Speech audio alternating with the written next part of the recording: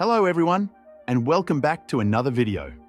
Today, we're going to break down a concept that's absolutely fundamental to trading success, yet so often ignored: market structure.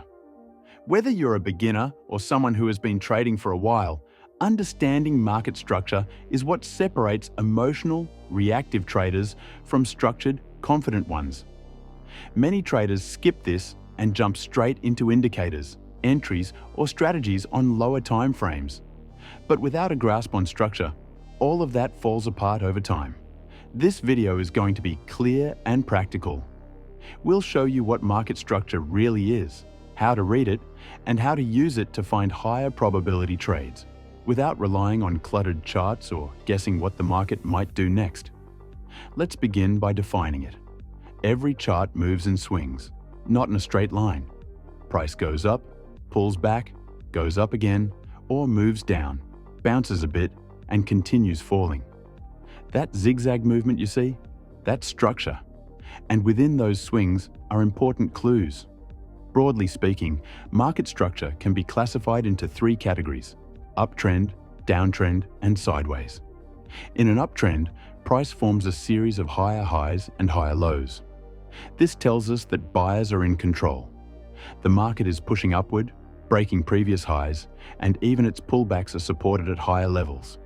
Here's something that catches many traders off guard. Most try to enter trades when price is already making a higher high, thinking it will continue. But what usually happens? A pullback. That's because price doesn't move in a straight line. So entering at the top of a move often puts you in at the worst possible spot. Instead, the smart, calculated entries happen at the higher lows, when the market pulls back and shows signs of resuming the trend. And here's why that matters. Pullbacks in uptrends are usually slow and weak, but the buying that follows them is fast and powerful.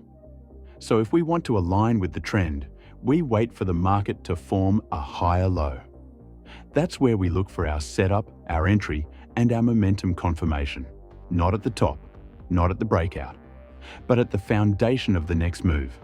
Now, the same principle applies in reverse when we're looking at a downtrend. In a downtrend, the market forms lower highs and lower lows. Sellers are dominating. Each drop in price goes lower than the previous one, and each bounce fails to reach the previous high. Once again, the mistake most traders make is trying to sell after a sharp move down, when price has already formed a lower low. But if you enter there, you're often entering late, right before a bounce or retracement. Instead, what we should look for is a lower high, a spot where price pulls back slightly, stalls, and shows signs of resuming the downtrend. That's where the momentum often kicks in, and that's where the risk to reward is strongest. Whether we're trading an uptrend or a downtrend, the logic is the same. We don't chase the move. We position ourselves where the structure supports the trade. Let's make this more visual. Imagine price is trending upward. We draw a trend line, and we can clearly see multiple higher lows forming along the way. If we spot a clean higher low forming again, that's our cue. From there, we drop to a lower time frame, say the 5-minute chart, and begin looking for our entry trigger. It could be a swing break, a liquidity grab, or a quick seller trap. If the structure holds and price begins pushing back up, that's our opportunity. We place our stop loss just below the swing low and target a logical move based on the recent price action. This structured approach removes emotion. It's not about guessing. It's about aligning with momentum and managing risk smartly. If the trade plays out well, we can take partial profits or even hold the position as a swing, depending on how the market behaves. Now, let's talk about a third type of condition, where price is moving sideways, also known as a range-bound market. In this state, the market doesn't form consistent higher highs or lower lows. It's not clearly trending. This is where many traders get stuck. What looks like the start of a trend often ends up being a fake-out. Whipsaws and false breakouts are common, and momentum is generally weaker.